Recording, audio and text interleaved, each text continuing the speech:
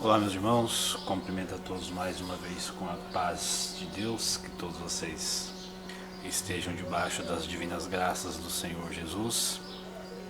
E estamos aqui para dar sequência à nossa série Tabernáculo, com o quarto vídeo da nossa série, onde agora nós vamos voltar, a falar da arca e com exclusividade, do propiciatório.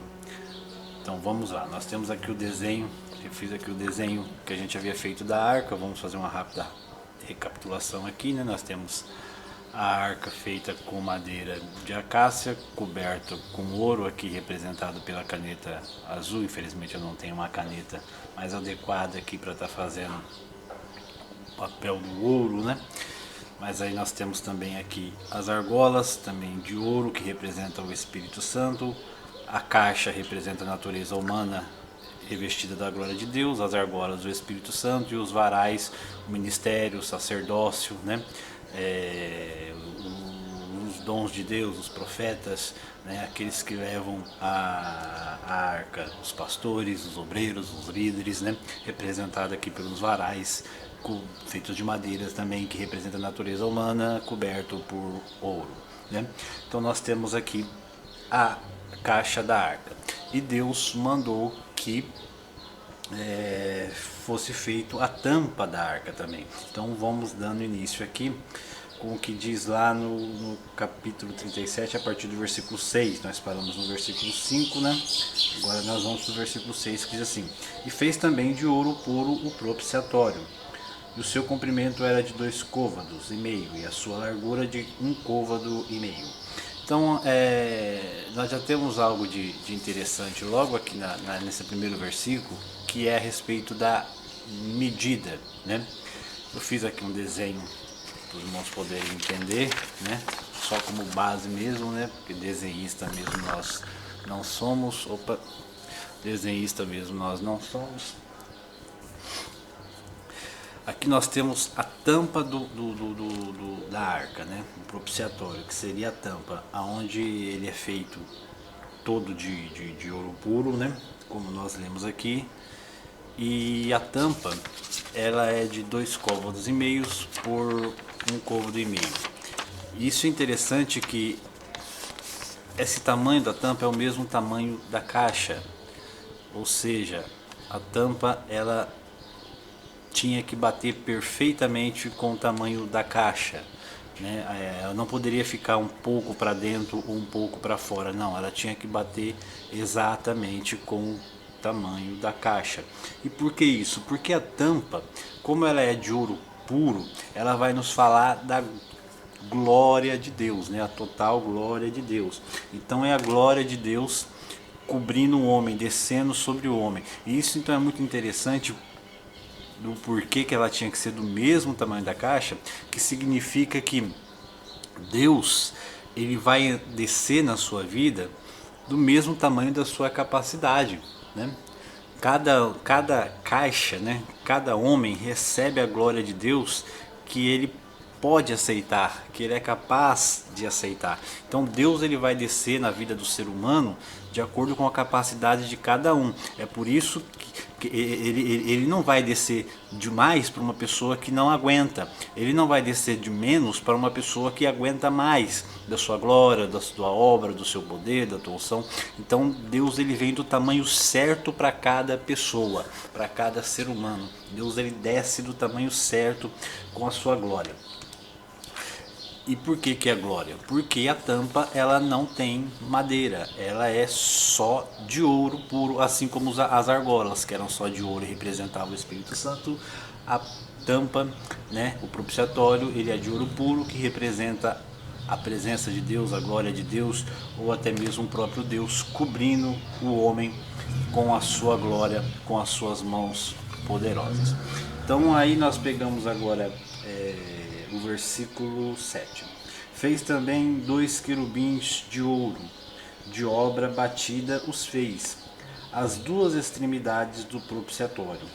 Um querubim a uma extremidade desta banda, e a outro querubim a outra extremidade da outra banda. Do mesmo propiciatório fez sair os querubins, as duas extremidades deles. E os querubins estendiam as asas por cima, cobrindo com as suas asas o propiciatório. E os seus rostos estavam defronte um do outro. Os rostos dos querubins estavam virados para o propiciatório. Então aqui nesses querubins aqui nós vemos muita coisa, irmãos, muitas coisas mesmo, que se nós formos parar para analisar, né? Aqui nós vamos tirar aqui nós temos a caixa, né? O propiciatório, a caixa. Vamos lá. Primeiro, que nós já falamos, o propiciatório junto com os querubins representa a glória pura de Deus, né? Pura glória de Deus. Segundo, o texto vai dizer que os querubins eles estavam com as suas cabeças viradas para baixo, sinal de reverência, né? Entre os seres angelicais e todos os seres celestes que se reverenciam a presença de Deus. Segundo ponto, o texto vai dizer que cada um dos querubins, né? Cada um estava em uma banda do propiciatório, cada um estava de um lado, e que as suas asas, né? Aqui parece uma só, mas não é assim, né? Cada anjo cada querubim aqui teria, no caso, as duas asas no desenho da arca, e as suas asas se encontravam, né? As suas asas se encontravam, é como se elas fizessem nessa posição. Cada asa dos anjos se encontravam e as suas cabeças estavam viradas para baixo. O que isso significa? Nós sabemos que dentro da arca estava o maná, estava a palavra de Deus, os mandamentos de Deus, e futuramente também, posteriormente, ali estava a vara de Arão que floresceu. Então, os querubins, eles estão fazendo ali um gesto, um sinal de proteção. Eles estão fazendo ali um papel de segurança, guardando algo precioso que é da parte de Deus. E nós já vimos isso com querubins. Querubins parece que tem essa algo voltado da parte de Deus para guardar aquilo que é precioso para Deus, para aquilo que é importante para Deus. Que nós vemos que Deus também colocou querubins lá no Jardim do Éden para guardar o Jardim do Éden, para impedir que o homem entrasse. E isso é interessante. Então esses querubins estão dizendo assim, não é qualquer um que pode entrar, não é qualquer um que pode participar das bênçãos que está proposta para o povo de Israel dentro dessa arca. Somente os hebreus têm acesso ao que está aqui dentro, a lei de Deus, ao maná, as promessas do Senhor. E ninguém pode invadir aqui, ninguém pode entrar, a não ser que se converta ao israelismo, a não ser que se convertesse ao Deus de Israel. Então esses querubins estão simbolizando proteção, nada pode entrar, eles estão guardando, preste atenção, guardando as maravilhas de Deus prometida para o povo de Israel.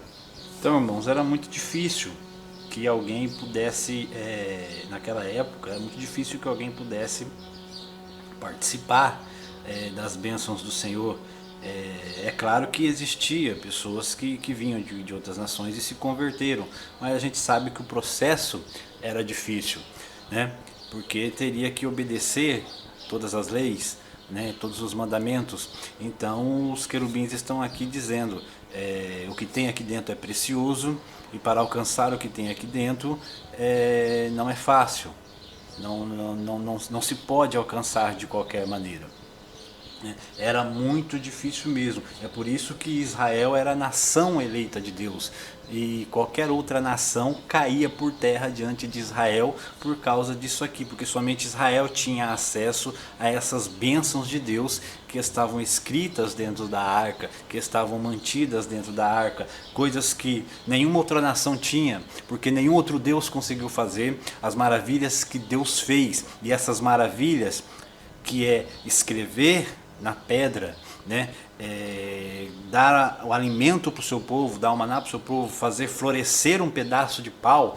Essas maravilhas estavam representadas dentro da arca, então ninguém poderia ter acesso a isso a menos que se convertesse ao povo de Deus. E isso era muito difícil, porque as nações eram idólatras, o pecado dominava as nações e ninguém queria saber dessas doutrinas que Israel carregava consigo. Então, a tampa do propiciatório, ela era uma proteção, ela era uma segurança, né? E ela dizia, era como se ela dissesse: no meio desse povo, no meio das promessas desse povo, ninguém entra, ninguém tira, ninguém destrói, porque estão guardados, estão protegidos pelos querubins que estão acima da tampa, que estão na tampa, melhor dizendo. Mas, porém, nós vamos ver de interessante aqui, lá em 1 Reis, no capítulo 6, isso aqui é muito importante. Olha o que o texto vai dizer, 1 Reis, capítulo 6, o texto vai dizer, vamos ler a partir do versículo 25, que diz assim: ambos os querubins eram de uma mesma medida e do mesmo talhe. A altura de um querubim de 10 côvados e assim a do outro querubim.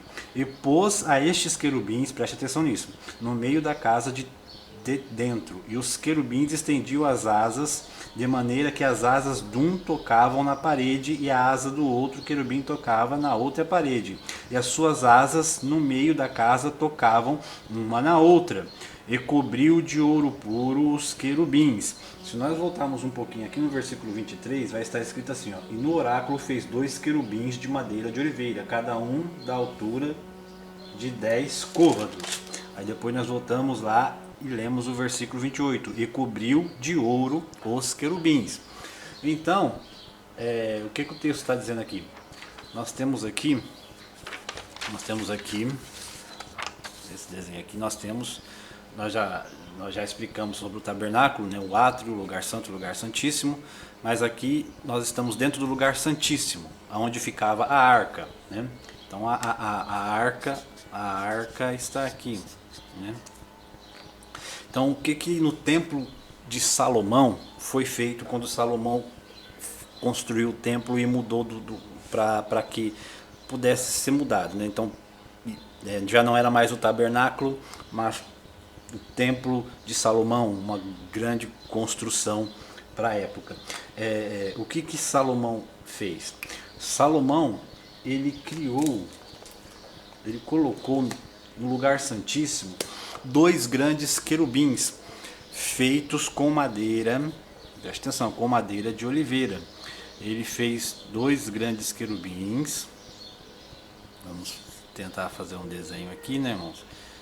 Ele fez 2 grandes querubins aqui, feitos aqui, né, com madeira de oliveira. E vai ficar um pouco feio aqui, irmão, mas como sempre falo, né, eu não sou desenhista. Mas esses querubins, esticar um pouco a asa de um querubim aqui, né? O que acontece aqui? Esses querubins, o texto vai nos dizer que eles eram feitos com madeira de oliveira. E eles eram cobertos com ouro. Então, por que madeira de oliveira, irmãos?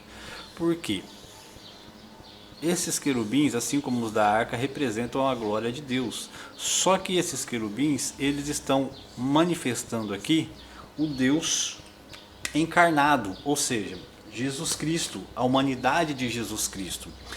Jesus Cristo, ele não tinha pecado como um homem, como aqui na caixa. Jesus não tinha pecado.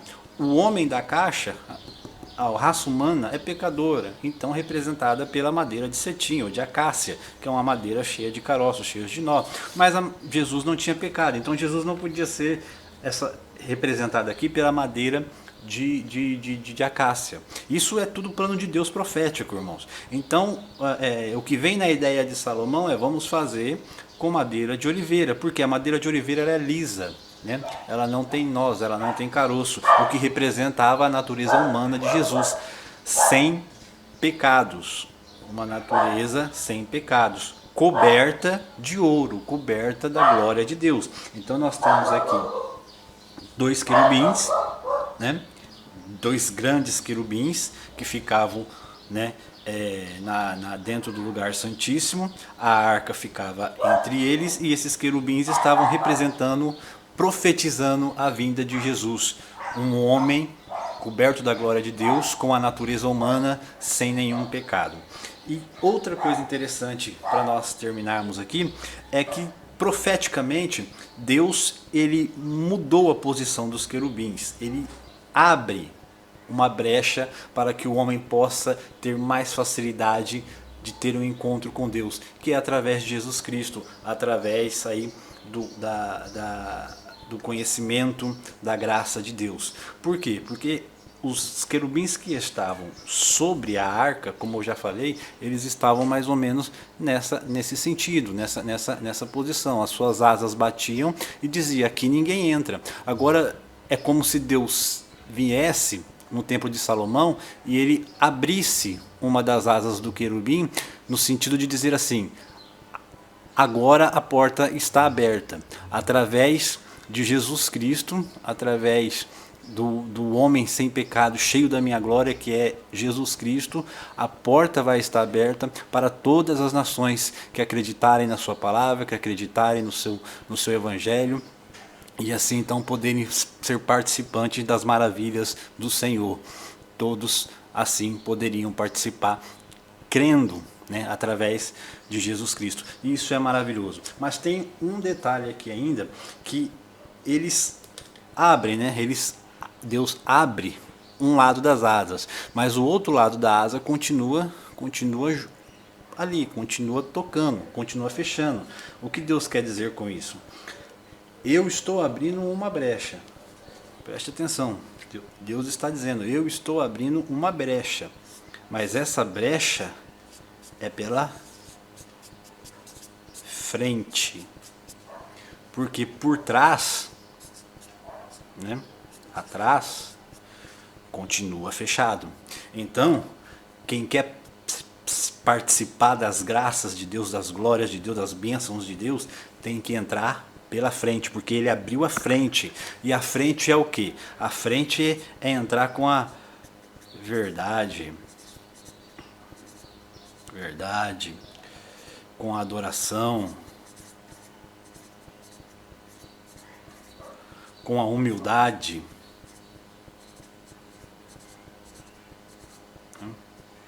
com a santidade, com o amor, com tudo aquilo a qual Deus se agrada. Agora, entrar por trás, irmãos, não adianta. E o que é entrar por trás? Entrar por trás é entrar com mentira,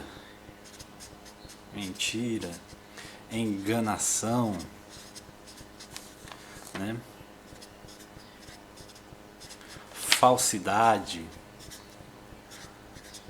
que tem muito hoje nas igrejas de hoje.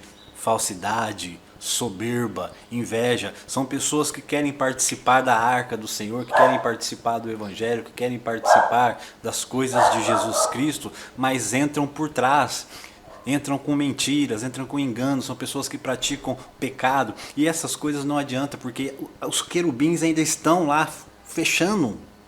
Atrás está fechado e não adianta entrar, porque não vai entrar com essas coisas. Quem quer participar das coisas de Deus, quem quer participar da arca de Deus, né, das coisas de Jesus Cristo, tem que entrar pela frente, aonde Deus abriu o caminho, com a verdade, com a adoração, com a humildade, com a sinceridade, com o amor pelo próximo, com o amor a Deus, sempre colocando a verdade, colocando o Espírito Santo dentro do coração, deixando ser guiado pelo Espírito Santo. Então isso é maravilhoso que nós aprendemos aqui. Então aqui nós temos, nós completamos então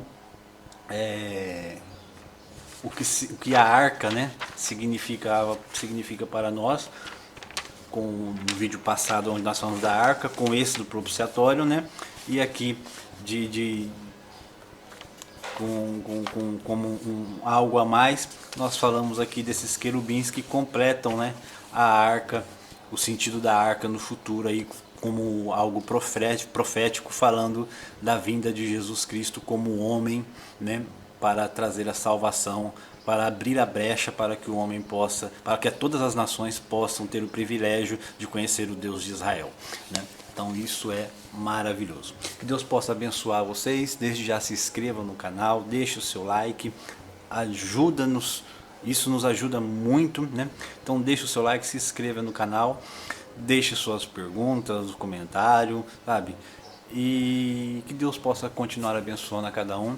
E logo nós vamos estar voltando com mais um vídeo da série. Tem bastante vídeo pra gente fazer nessa série. Nós vamos estar falando sobre o candeeiro ou candelabro, castiçal, como você preferir chamar. Que Deus abençoe e até o próximo vídeo. A igreja vem com aquele que brilha mais que a luz do sol.